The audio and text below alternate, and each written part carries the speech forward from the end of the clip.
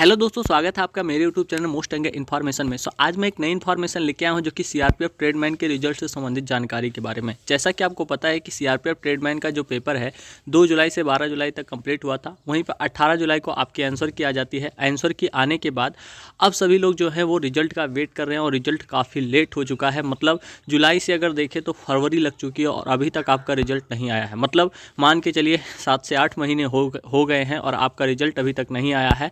लेकिन अच्छी बात यह है कि जो सीआरपीएफ में इससे पहले भर्तियां चल रही थी उन सभी का जो होता है प्रोसेस जो कंप्लीट करा लिया गया है।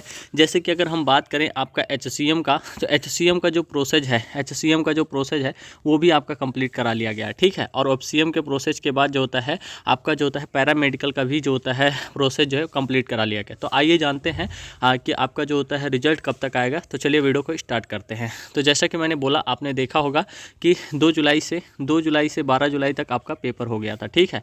12 जुलाई तक आपका पेपर हो गया था और उसके बाद जो था क्या हुआ, आपका 18 जुलाई को आंसर की आता है। 18 जुलाई को आंसर की आता है और आंसर की आने के बाद सभी लोग वेट कर रहे थे कि अब जो है रिजल्ट आएगा, अब रिजल्ट आएगा। जुलाई के बाद अगस्त, सितंबर, अक्टूबर, नवंबर, दिसंबर, जनवरी, फरवरी, मतलब 7 महीने हो चुके हैं। कितने महीने? 7 महीने हो चुके हैं और अभी तक आपका जो रिजल्ट है वो नहीं आया है। तो आपका रिजल्ट कब तक आएगा और जो आपकी कट ऑफ है वो क्या जा सकती है, इसके बारे में भी आपको बताऊंगा। तो जैसा कि मैंने बताया कि आपका 7 महीना रिजल्ट हो चुका है और अभी नहीं आया है। तो इससे पहले जो प्रोसेस हुए थे वो एचसीएम के हुए थे, ठीक है। सीआरपीएफ एचसीएम के हुए थे, वहीं पे सीआरपीएफ पैरामेडिकल था, ठीक है। सीआरपीएफ पैरामेडिकल था, उनका भी प्रोसेस था। ये दोनों का प्रोसेस जिससे पहले था जो कि कंप्लीट करा लिया गया है। क्योंकि आपको पता होगा कि एचसीएम का जो पेपर हुआ था वो फरवरी मंथ में हुआ था, ठीक है। 22 फरवरी से शायद शुरू हुआ था, फरवरी मंथ में। और उसके बाद जो होता है और पैरामेडिकल जो है वो मार्च में पेपर हुआ था, ठीक है। पैरामेडिकल का जो है वो मार्च में पेपर हुआ था। तो पैरामेडिकल का मार्च में पेपर हुआ और एचसीएम का जो होता है फरवरी में पेपर हुआ। इन सभी प्रोसेस को, जिसमें से एक है एचसीएम वाला, जो है एचसीएम का जो प्रोसेस है पूरी तरीके से कंप्लीट करा लिया गया है।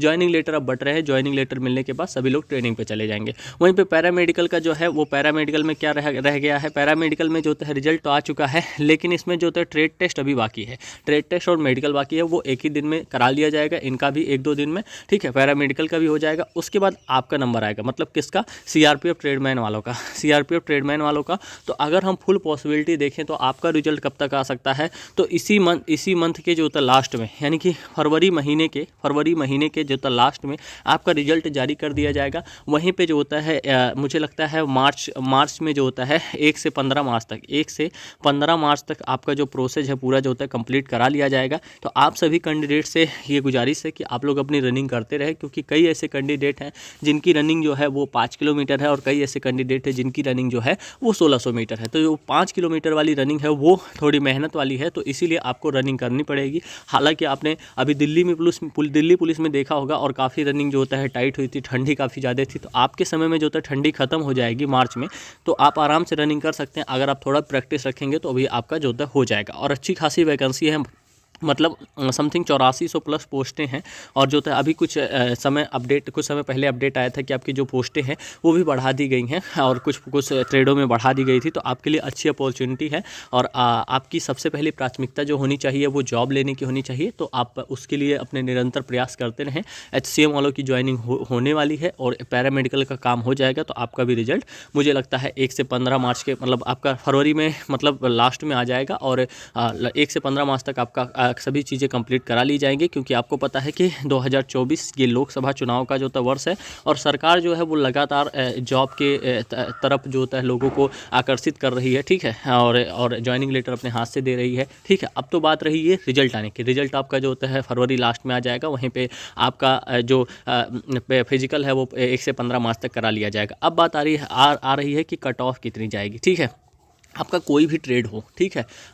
कई ऐसे ट्रेडें हैं जहाँ पे कट ऑफ कम जाएगी, कई ऐसी ट्रेडें हैं जहाँ पर कट ऑफ हाई जाएगी। तो उसके बारे में मैं आपको कट ऑफ जोन वाइज बताऊंगा, ठीक है। जोन वाइज आपको कट ऑफ बताऊंगा। सबसे पहले वो जोन आता है जैसे रेड जोन में आपको पता होगा जैसे स्टेट आते हैं उत्तर प्रदेश, मध्य प्रदेश, राजस्थान हो गया, दिल्ली हो गया, हरियाणा हो गया, ये सभी रेड जोन में आते हैं। वहीं पर एक जोन होता है ब्लू जोन होता है।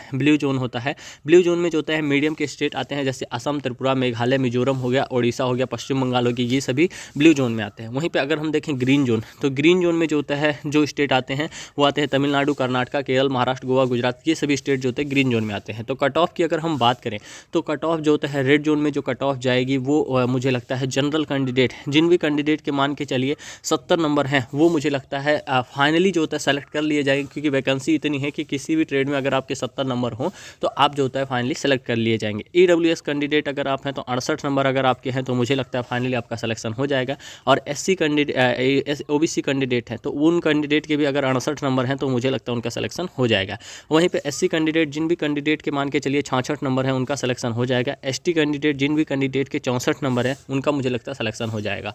ठीक है, ये तो हो गया रेड जोन का। अब हो गया ब्लू जोन में। ब्लू जोन में जो होता है आपकी जो कट ऑफ है वो क्या रहेगी, तो इसके बारे में अगर हम बात करें, जनरल कैंडिडेट जिन भी कैंडिडेट के मान के चलिए 60 नंबर हैं वो मुझे लगता है उनका सिलेक्शन हो जाएगा। वहीं OBC कैंडिडेट जिन भी कैंडिडेट के 58 नंबर है उनका जो होता है सिलेक्शन हो जाएगा।